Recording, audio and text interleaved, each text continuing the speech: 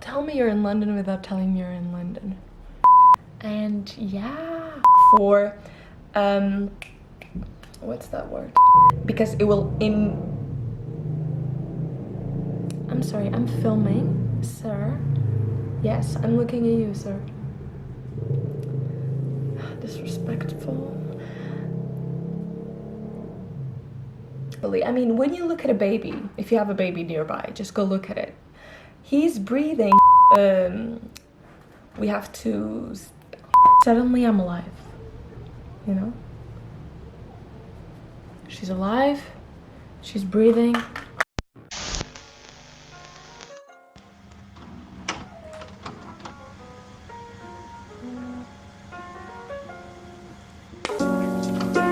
Hello guys, I am B and I'm here to get you to the best drama school possible, or in this case, a job, because today's video is about what to do before your audition. This can be the day of or the day before, depending on the time of your audition, but it's all about getting into the best, most reassured, confident self, vocally prepared, physically engaged, all of that before your audition. And also, and very important, in this video I'm going to focus on getting you out of your own head, because we all know, if you've been to auditions as an actor, you know that you can get so in your head about what you've chosen for the character, for the duologue, for the monologue. It's so easy to get stuck.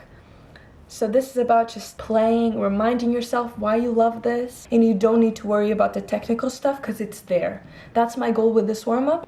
I don't want to say that this will work for everyone, and you might have one exercise that it's not here that you love, so add it in to the sequence. If you don't like an exercise, take it out. I've collected this from books, from YouTube, from research, from teachers, from workshops, and this is what works for me, but feel free to change it up and adapt it to your needs and necessities, because I'm not you, I don't know you. So yeah, before we start, this is the most important part of this video. If you don't have that much time, and you know that because you need to travel to your audition place, don't do a big warm-up. You need to know the exact time you have so you don't stress yourself out. The last thing I want is for you to be late because you warmed up. This warm-up could be 1 hour, and it can also be 30 minutes. Because some exercises you can actually stay in them for a while and see what else you discover, but you don't need to. Don't be late just so you feel warmed up, because it's gonna cancel all the work you've done. Because you're just gonna be anxious, you're gonna be stressed, and it's all gonna be for nothing. Getting there on time is the best thing you can do for your audition. Like, in second place is warming up. Okay? So, drum roll for my compilation. I am very excited about this. My order for this warm-up is step 1, breath, which is divided into 2 sections. The first one is a quick physical warm-up, which I'll explain why we do that. And second is lowering of the breath. Step 2 is going to be stretches. So this is the part where we really warm up our face. So everything needs to be awake because we need to use all of this gorgeousness to do our work. Step 3, resonance. So important, again, to know how to use more than your face, to use your whole body. Step number 4 is projection. We're gonna do a little bit of projection just in case you have a big room and you need to be able to reach the last row of that audience. Step 5, my God, articulation. Articulation is so important, especially if English is not your first language. I really recommend you spend some time with articulation in the morning. And my favorite part, play. I'll get into it. I'm so excited already. It will wake you up here. I'll explain. And this last one is optional, but meditate. So whatever that means to you, it can just be, like I said, if you don't have a lot of time, headphones in, music, or just talking to a friend. Or if you want to, I'll share a video that I use that I really like, which is like actual meditation for actors. If you have the time, don't be late. Again. So breath. We need to learn how to breathe properly. Who would have guessed? When you look at a baby, if you have a baby nearby, just go look at it. He's breathing with his belly, which is something that we as humans used to do. We breathe in and the belly expands, and then we breathe out and the belly contracts. And this, ladies and gentlemen, is the right way to breathe. Socially and culturally, we are taught to we need to fit into those skinny jeans and we need to suck it in, basically. And because of that, we then only use the chest to breathe, which there's not that much space up here. And especially when you get nervous, you immediately go to this. And this is all you have and you don't have enough space to breathe. No, you actually have a belly. You first do a 5 to 10 minutes maximum physical warm-up. This physical warm-up will help you, first of all, if it's early in the morning and you need to be up and ready to go, it will just wake you up immediately, your muscles. Your heartbeat will go up, your belly will start to actually work, your diaphragm will start to work, and remind you, breathe. Breath keeps you going. It's amazing. So you've done your physical warm-up. I'll leave a link below of a quick one which I use. And the second part of this breath step is you will go into semi-supine. So semi-supine means that almost all of your muscles in your body are released. Almost all of them. And this means that after this warm-up, when you go lay down, you can actually relax and focus on your breathing and see if your breath is actually being lowered or if you're still holding a lot of tension in specific muscles. So this is a great position for you to actually figure out where are you holding tension today. In this semi-supine position, you're going to place your hands on your lower belly and you're going to try to see if your belly is raising as you breathe in and if it lowers as you breathe out. You can imagine a beach ball, which I do because I think it's really helpful. So the beach ball, you're kind of blowing into it. So this is just so you place your breath lower and you remind yourself you have so much space you can breathe into. And you're gonna start to breathe in and out on a f, on a sh, and on a s.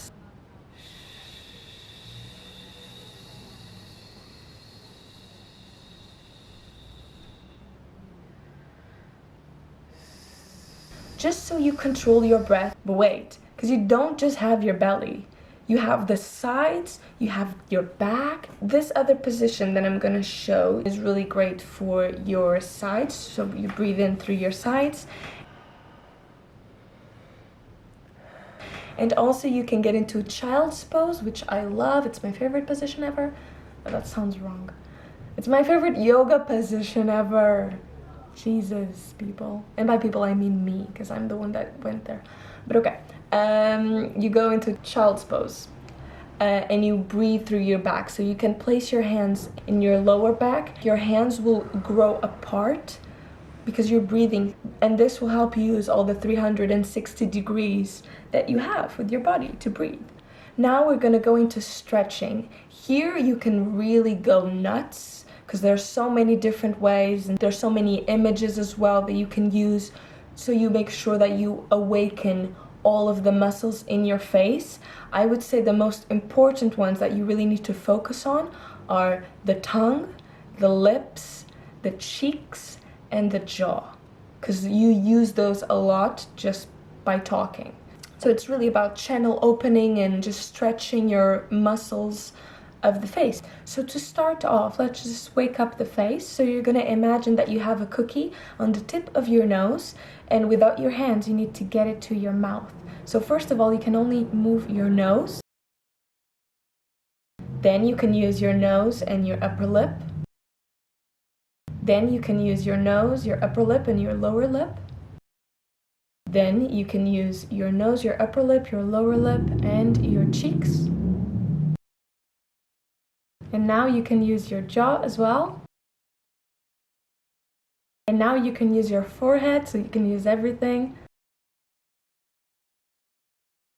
Disclaimer, don't be scared of making weird faces. Did you know that opera singers warming up sound like seagulls? Like, they sound terrible, but they know the technique that then will make them achieve those high notes.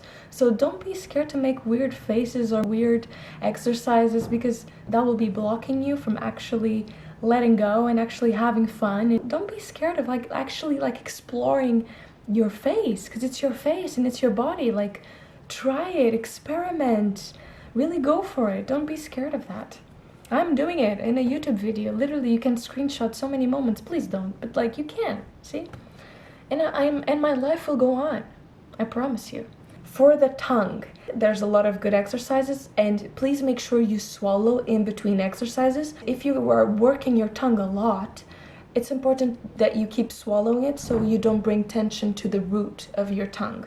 So the first exercise you're gonna do is that you're just gonna brush your teeth with your tongue, swallow, and on the other way around.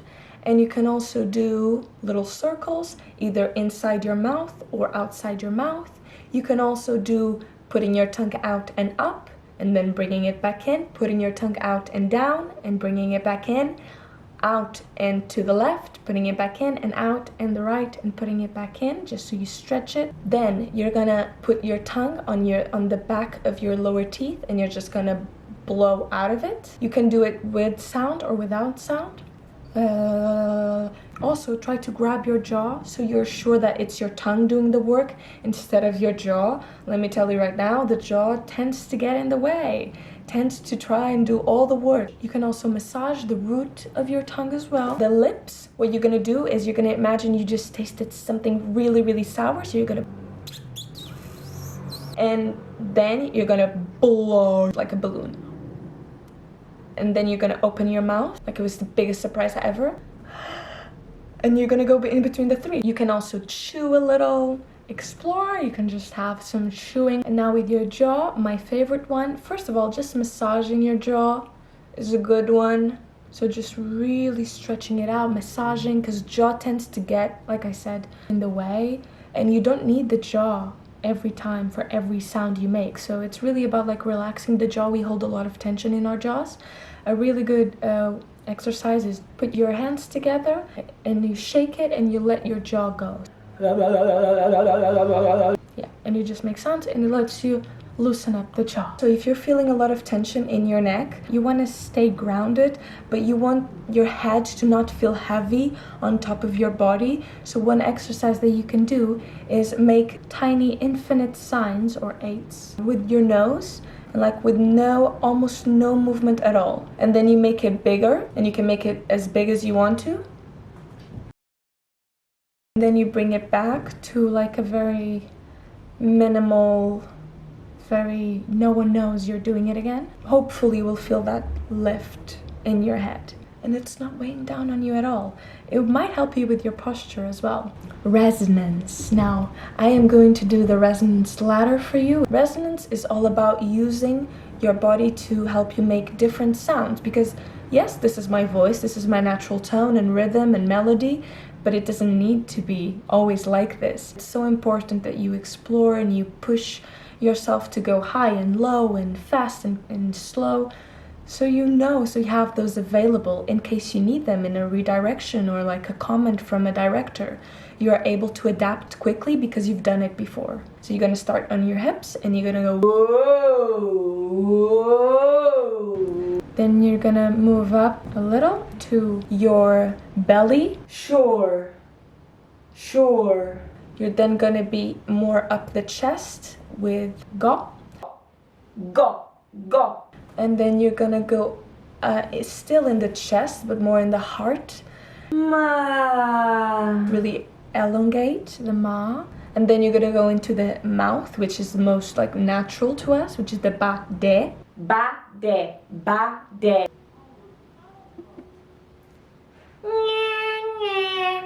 And then you're gonna go into the eyes with the key. And then you're gonna go into the forehead. Now, projection. First of all, now that your breath is awake, your muscles are stretched, make sure that if it's a big room that you allow yourself to work a little bit on projection. One exercise that I think is just really good just for starters is about holding your breath. So you make sure you're using up slowly all of your air. So you're gonna breathe in and then breathing out on slowly during those 6 seconds. and then you're gonna do that again, but on 8 seconds, and then you're gonna do that again on 10, and if you want to, on 12 seconds, just to make sure you're really distributing your energy and your breath. You can also use up a phrase or count to 1, 2, 3 and feel it like you're bowling. Put your sound forward. 1, 2, 3, 4, 5. 1, 2, 3, 4, 5. Now, projection is never about screaming, it's about being on support, because it will actually deteriorate your voice. And then articulation. Articulation, obviously we have the famous tongue twisters. We have the classical ones, which you probably should grow accustomed to. I personally suck at tongue twisters, but I will leave my holy grail Bible of tongue twisters down below so you can explore. I would say for English sounds, the hardest sounds that you're gonna do, and you should probably give some time to practice, are the S sounds, the Ds, the Ts, the THs, and can be voiced or unvoiced, so it can be th or th. The Ks and the Gs, and the Ps and the Bs, which are the plosives, they happen on the lips. So there's a lot of tongue twisters that I'll leave below for your entertainment and pleasure. You're welcome. Now, play. So this is so exciting. We first have some technical things that I think you should go over if you have a bone prop. So a bone prop is such a good tool. Yeah, this is a bone prop. You put it on your teeth, like so. I used to do my monologue, my entire monologue, with my bone prop in. So it's really about like canceling that jaw that just wants to help out. And yeah, you just need to make sure you're still clear, which is tough. That's why you do it. So you do your monologue, but with it, and you try to be as clear as humanly possible. Other ways to make sure your monologue is clear and is fresh and it's very articulate is you do it with your tongue on the back of the lower teeth, and you put the tongue outside, so you speak like an insane person, but try it, do the whole monologue like this, and then when you're done, it's gonna feel great, I swear. Another one, you are just going to speak the vowels. So you have your monologue and you know you've memorized it, you have it down, but you're gonna take out all the consonants.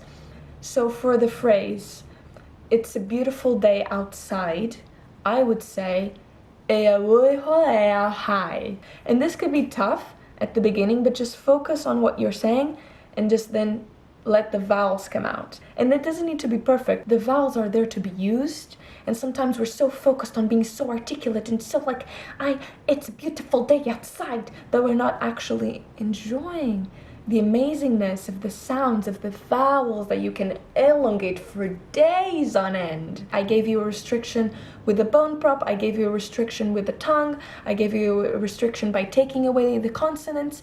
Now that we did that, say your monologue using all the muscles that you have. You'll feel so much freer, so much mobility in your mouth.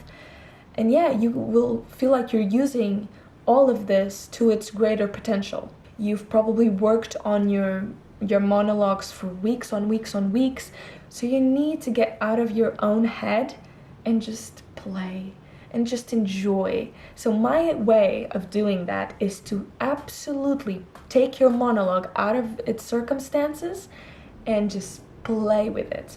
And this will also help you, because a lot of times in auditions, I know that this happens in drama schools every day, they will say, like, can you do this, but like now imagine that X, Y, and Z. And you need to quickly adapt to that. So this will also allow you to readjust and not feel territorial and defensive about your ways of doing your monologues, because you've spent a long time choosing tactics and objectives and circumstances, and you feel very assured, I hope, about your choices, but you also need to be adaptable. That's what they're looking for. You need to be able to like completely switch it up. So that's what this is about. So I'm gonna give you some challenges, and you can write them down and try it, and just see if something works, if something doesn't. And again, this isn't to change anything in your audition. It's just so you get out of your own head, because I spend too much time in mine. My first challenge is You are a teacher in a primary school giving an important lecture to your students, and you really want them to pay attention. So whatever the subject is, it's not about you. It's like a history class or something, and you just want them to pay attention because it's an exciting subject for you. Second, you are a teacher in high school and you don't care about the subject you're teaching, and the students don't care at all. So you don't care, they don't care, you're just there to like do your job and go home. And see, like, if you're doing a monologue that's so like high stakes, how exciting is it to give it like no stakes at all? Like, you don't care. Another one, if you're mad at someone in a speech, so if this applies to you, if you're mad, pretend that they are tickling you and trying to make you laugh, and trying to make you forgive them in like that childish way, you know? So you're mad, but there's someone trying to tickle you and you're trying to stay mad, and see how much that affects the way you say the monologue. Another one, pretend you're a bratty child or teenager that doesn't really mean what they're saying. They're being forced by their parents or someone to say it. So this is not your own words. You just don't want to be grounded. So yeah, have fun with that one. Pretend someone is pointing a gun at you the entire time of your speech. No matter the circumstances, there is someone with a gun pointing at you. Do your monologue as if you are a lawyer. So you are in a trial. This is high stakes. This is like life or death. You're defending someone with, like, this is your job. Do it as like if you are an FBI agent. So you're giving orders, and this is also a life or death situation. Very secretive, like confidential. No one can know about this. And see if that changes anything. And then after this, do your monologue with your choices, with your objectives that you feel so confident because you picked them and they suit the monologue perfectly, obviously, and you'll feel so reassured about the choices you've made, hopefully. And like I said, I'm gonna leave down below a video that really helps me if I want to take that time to meditate and really decompress, because it's a video for actors before they go to an audition or a performance, and it's really helpful. But like I said, if you just want to listen to your music before you go in, or if you want to forget and you want to run away, like, that's up to you. I hope this was helpful. I hope that you feel prepared, because that's all that matters. And again, feel free to adapt and change it up and add stuff, take out stuff, because like I said, this works for me, but something else can really work for you, and I would never want you to miss out on that. Thank you so much for watching. If you want more videos on my guide to how to get into a drama school, I'll link my playlist below. And yeah, follow me on Instagram. Make sure to give this video a like if you've enjoyed it, and subscribe here, because that really helps the video get to more people that might need this the same way I needed this when I was going through this process of applying to drama schools. And comment your experience, comment your, oh my god, comment, I really want to know the worst kind of tongue twisters, the one that you cannot even say once. Make sure to leave it in, because you can never have enough tongue twisters, I don't think. It's the gift that keeps on giving, I guess. But yeah, thank you so much for watching. Share this video, and I'll see you next time. Bye!